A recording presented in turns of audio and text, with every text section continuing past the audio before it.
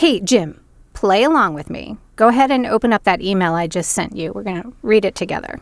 Okay, I got it. All right. I just got to say, you and your pup are looking awfully fetching.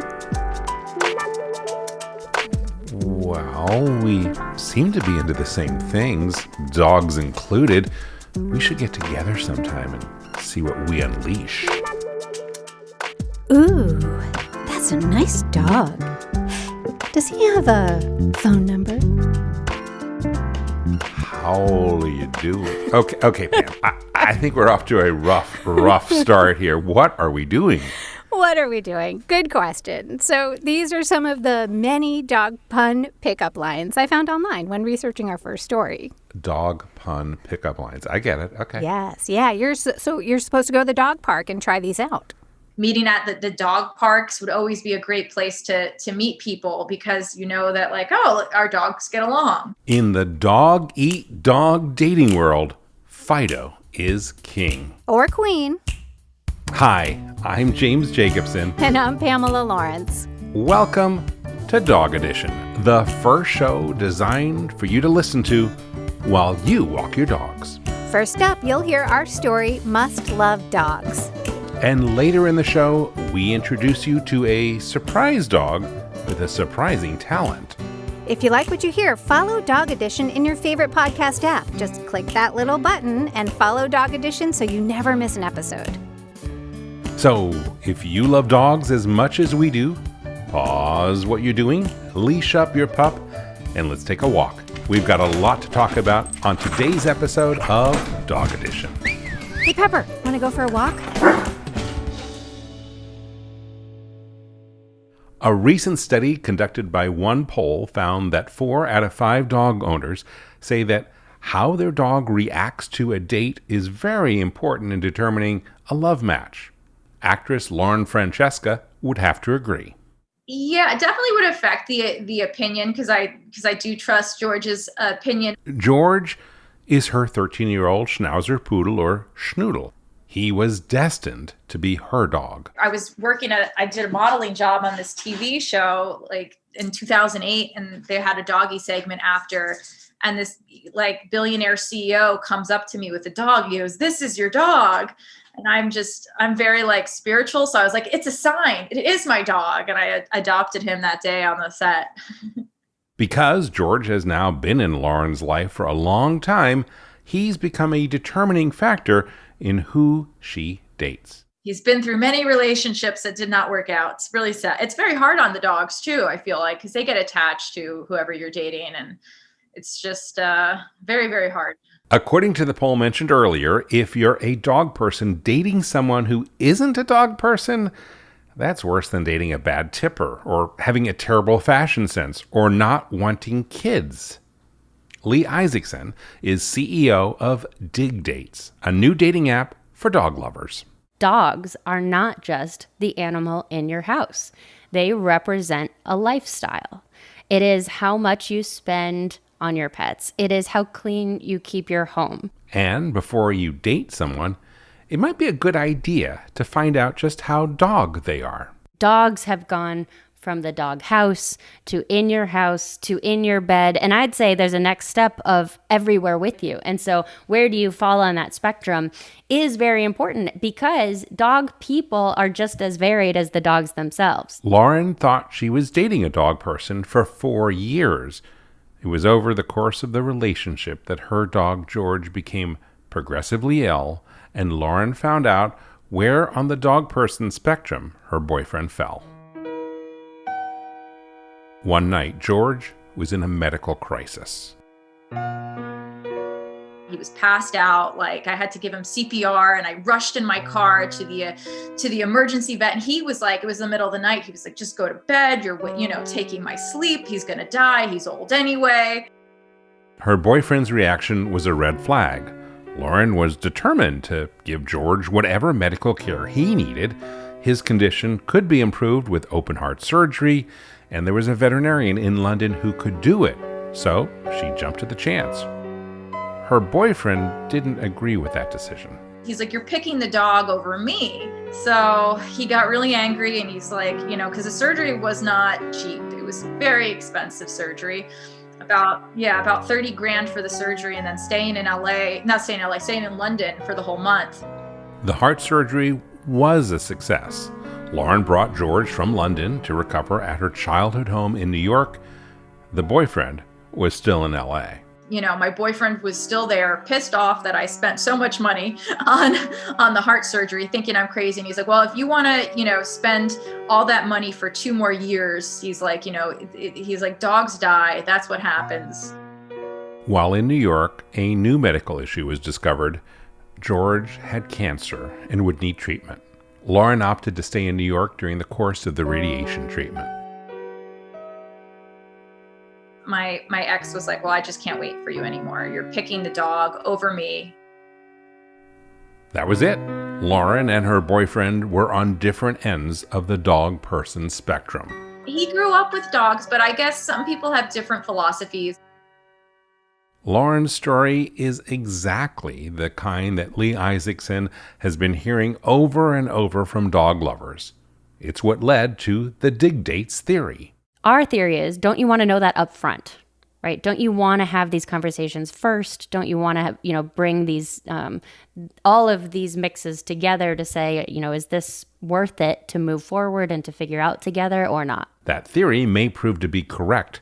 Last year, Dig Dates heard word of the first engagement to come from the dating app. It was a 70-year-old man and a 54-year-old woman. It was his second marriage, her first marriage. He had a dog. And she did not have a dog, but she thought she was supposed to have one to be on the app. So she stole her friend's dog to take photos for her profile. She stole the dog, and that little deception will give the couple a very funny story to share at their wedding. But back to Lauren Francesca's search for a dog person to love. It's a little like Goldilocks, trying to find just the right balance. This dog person was too much. The guy, when I got George, he tried to take George when we broke in the breakup. He wanted George, and I was not giving him George. And this one was not enough of a dog person. I went on a date with a guy during COVID. We were at his house watching a movie because we can't do anything. And the dog peed in the house. So then he pushed the dog and put the dog in a timeout. And I was just so affected by it that I was just like, nope, no second date for you. She's dating someone now, but he's not even on the dog person spectrum at all. Maybe this isn't the right guy because he doesn't like the dog. Something is off. How do you not like a dog? I don't get it. Lauren says now that when she goes on a date, she brings George along to get a sense early on if the relationship can work out. And then you can really see how a guy acts, if he's okay with the dog, how nice he is. Because some guys are just totally turned off by it. And then you can tell right away they're not going to be the right person. But then some people are really nice to him. So then I'm like, okay. Leigh advises the same strategy on Dig Dates. First date is going on the dog walk together. During COVID, we like to say keep 2 leash lengths apart for your 6 feet. That was an easy way of doing it. A dating app like Dig Dates might be what Lauren and George need to navigate the dog-eat-dog world of dating. Well, I'm curious about this dog app. I'm like, okay, maybe this guy isn't working. I should get on this doggy app. For those of you wondering how George is, he completed his treatment and is doing very well at home with Lauren in Los Angeles. Oh, see? Happy ending. That's good. Happy ending in LA. George and Lauren, and I don't know, maybe you're listening to this and who knows? Love is possible. Can I buy you a treat? What? I don't know. Well, we know the pickup lines, but I don't think the ones that we read at the top of the show are the right ones. Lauren sounds awfully sophisticated. Yes. Stick around for our next story. It starts with a dilemma. Jennifer got a bonus in work and she has always wanted a dachshund, and her dilemma was whether to spend it on getting her hair done or to buy a dachshund. And that turned into a surprise for her partner. I was on holiday with a group of friends and I came home to find that Harso was now part of the family. Harlso, the story of a surprise dog with a surprising talent you're going to want to stay to hear about. We'll be right back with more Dog Edition after this. Hi, it's me again, James Jacobson, and there are 3 things that you should know about me. 1, since 2003, I have been driven by an all-consuming mission. That mission is to help improve the quality of life for dogs and the people who love them. 2, I have founded or helped to co-found several companies that share that mission, including Dog Podcast Network. And 3, every day I give my dogs EverPup, the ultimate daily dog supplement made by Functional Nutriments, which is one of those companies. What is EverPup? EverPup is an extraordinary all-in-one supplement that you sprinkle on your dog's food. It's a polyceutical, which means it contains an incredible blend of lots of different human-grade ingredients. It contains vitamins and minerals and prebiotics and probiotics and enzymes and dietary adaptogens and so much more. What you need to know is that it supports every cell and system in your dog's body. And EverPup is appropriate no matter what type of diet you feed your dog, from kibble to raw food to home cooked. And the rich green powder is easy to add to food. Dogs love the taste. They find it delicious.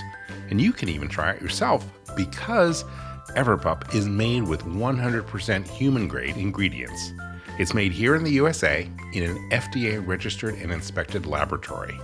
And all the ingredients are ethically sourced and triple-checked for quality. Seeing is believing, so try EverPup for a month and see what happens with your dog. EverPup is available through select veterinarians and pet shops and Amazon, but here is the best way to try EverPup. Join the EverPup Club and get free shipping to any U.S. address. As a listener to this podcast, you can get your first shipment of EverPup for just $8, including free shipping, when you use the discount code DOGEDITION. For all the details, go to everpupclub.com and try your first full jar of EverPup for just $8. That's everpupclub.com. Let's take a little journey to Belfast, Northern Ireland's capital city. At one time, it was an industrial powerhouse, albeit one with a troubled past. The ill-fated Titanic was constructed in the many slipways in the shipbuilding district of this port city. And for a bit more trivia, all 8 seasons of Game of Thrones were filmed in and around Belfast. That is cool. I didn't know that about Belfast. Yeah, pretty cool. It's become a thriving modern city, but is it a dog-friendly city? Yeah, I think Belfast is quite dog-friendly. Not as friendly as some of our other counterparts in the UK. There are certainly places that we visited which are a lot more dog-friendly than Belfast, but we're starting to get there, I think. That's Paul Avery. He and his fiancée Jennifer live in Belfast. Their dachshund, Harso, may be a contributing factor to the growing love for dogs in Belfast. Harso has become famous worldwide. Harso, he's a normal family pet. Does he sit? No. Does he roll over? He's a really stubborn dachshund. Nothing unusual there, right? Dachshunds are notoriously stubborn and difficult to train. No, Harlso's fame came from something surprising. I always describe this as Harlso's hidden talent, and it gives me some hope that maybe I've got a hidden talent that I haven't found yet. Harlso is the self-proclaimed king of balancing. This adorable brown and black dachshund with his big, winsome eyes sits perfectly still while balancing things on his head. He's not some sort of circus animal that's balancing stuff on his head all day, every day.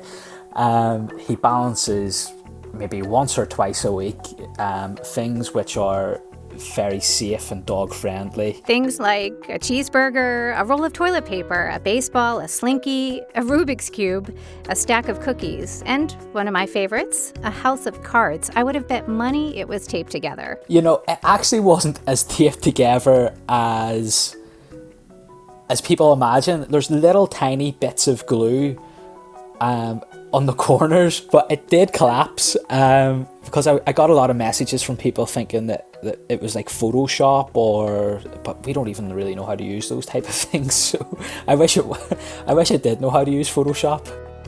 Okay, before you start to wonder how Harlso feels about all of this, you can rest assured he sees it as a game, one that he gets treats and belly rubs as a reward for playing. And the couple is careful with the things they put on Harlso's head. If it doesn't look safe or it looks like something's heavy, we're probably doing something to manipulate the item so it is lighter. His welfare comes first for us, and I think in 5 years, I don't think we've even taken 400 photos in 5 years. So, once or twice a week we'll do something and upload it. So you can imagine the images and videos, right? Cute dog doing something cute. It's the perfect formula for Instagram success. In fact, Harlso the Balancing Hound won Social Media Personality of the Year and a Webby Award. And it all started with a game of fetch when Harlso was about 2 years old. Our living room was quite long, and I was throwing his toy chicken, and Harlso's relentless whenever it comes to playtime. Like, he just wants to play for about 6 hours, and I was getting really tired of throwing the chicken, and he just kept bringing it back, and he was exhausted, the tongue was hanging out, he was panting, and he still wanted to play, and I just put the toy chicken on his head, and he stayed perfectly still. I think he was a bit in shock and like, what's going on? This isn't the game. And he stayed perfectly still and looked at it. And I took a photo on my phone because I couldn't believe my eyes. A few weeks after the toy chicken episode, it was Valentine's Day, and Paul balanced a single rose on Harlso's head and sent a photo to Jennifer. And she messaged me back like, oh my God, is this something that he can do? Like, he doesn't do anything else. This is amazing. It was Jennifer who first posted a picture on Instagram of Harlso's newfound talent. And I joked with her at the time, like, who's going to want to follow this? And she was like, oh, it's just for friends and family to see our little silly photos. And I said, you'll not get 100 people who'll be interested in this. And I suppose fast forward 5 years and there's hundreds of thousands of people that follow Harso now. It still blows my mind, to be honest.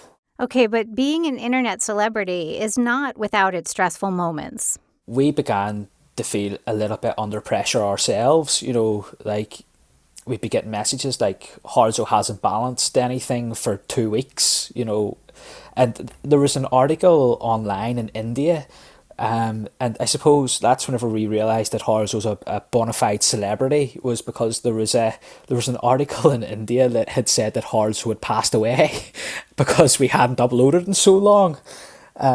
One of his followers messaged me saying, I've just seen this article in India that says that Harso's passed away. And I was like, no, he's sitting on my knee. He's fine. Paul says they're not doing this out of self-interest. They've leveraged Harlso's fame for good causes. I think last year, Harso's page managed to raise around or over £50,000 for charities. The Australia Zoo Wildlife Warriors benefited from Harlso, and he's an ambassador for a UK charity called Play for Strays, which distributes toys to shelters. Dog toys are so far down on the list of what shelters can afford to spend their money on when it comes to, providing shelter and food and veterinary bills. Sometimes toys go unnoticed, and it's such an important part whenever you're adopting a dog, that you're adopting a dog that knows how to play.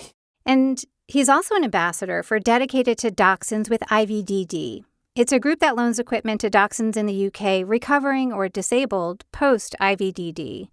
And it's an ailment Harlso experienced.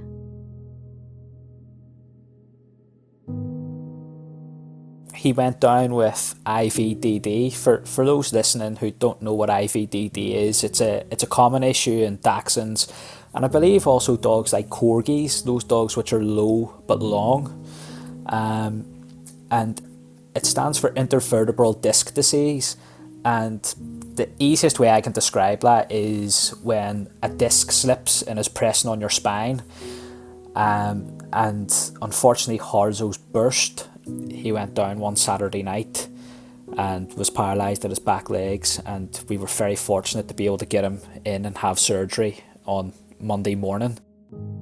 Paul said Harlso had a very long recovery. But he got there in the end with lots of therapy and rehab, and we done absolutely everything we could to get him back on his legs, and thankfully he did, and he's running about now as if nothing ever happened. And back to balancing things on his head. So, what will we see next on Harlso's head? The big event coming up this year for us is me and Jennifer are getting married. So Harso's going to be best man at the wedding, and no doubt he'll be balancing our wedding rings at some point that day. A wedding, happy wedding. Wow, that's beautiful. So it all started with a dachshund who could balance a rose on his head, and now they're wedding bells. This is beautiful. It's a great, great, great story. And, I wish the couple well. Paul was very sweet to talk to. I did get to see Harlso. He was on the floor next to Paul. I wish I had seen him. But you can see him on Insta. I can see him on I'm Instagram. Sure. We will link to that Insta in our Definitely. show notes. He's a good boy. Give your dog some belly rubs from us. Will do. Will do. Doing it right now as we talk. Thanks for bringing Dog Edition along with you on your walk today. Why don't you go ahead and give your dog a belly rub? We'll be back next week with another episode, but chances are that you and your dog will be taking a walk between now and then, and we have something else for you to listen to. If you're interested in hearing more from some of our guests, please check out DPN's sister show, The Long Leash, for Jim's extended conversations. This week you can hear my extended conversation with Leigh Isaacson from Dig Dates. And subscribe to Dog Edition so you can take us along on your dog walk next time. When we consider all things dog. Every episode will bring you stories about history or science or politics or true crime, pop culture, and current events. We'll speak with thought leaders, newsmakers, and maybe even some celebrities. Dog Podcast Network is for dog lovers, by dog lovers, and that means we want to hear from you. Visit our main website at dogpodcastnetwork.com, and there's a button there on our shows page on the bottom right of every show page where you can easily share your story with us by sending us a voicemail. Or you can call our listener line on a telephone anywhere in the United States at 866-TALK-DOG. I'm not going to sing it for you today. Okay. You can check the show notes for links and information about guests on this episode. We are looking for correspondents here at Dog Podcast Network as we grow this network. And so if you are a content producer who loves dogs, check out our 101 Dog Stories contest with over $15,000 in prize money. And join our pack. Be sure to follow Dog Edition in your favorite podcast app and tell a friend about the show. I'm Pamela Lawrence, and I'll see you at the dog park. And I'm James Jacobson. I want to thank you for listening today. On behalf of all of us here at Dog Podcast Network, we wish you and your dog a warm aloha.